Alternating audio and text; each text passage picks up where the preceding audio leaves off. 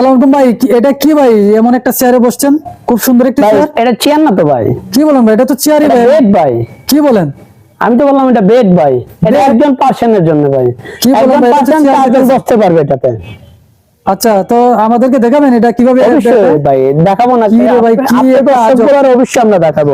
আচ্ছা, আপনি দর্শকগুলোর খালি বলেন লাইক কমেন্ট করে দিতে। দেখছেন ওরে ভাই। একজন পার্সনের জন্য কিন্তু 100% কোয়ালিটি সম্পন্ন। এটা দেখেন দর্শক, আপনি চাইলে কিন্তু এটাকে একজন পার্সন আপনি শুইতে পারবে। দেখেন আমি কিন্তু এখন শুয়ে গেছি, ঠিক আছে? আচ্ছা।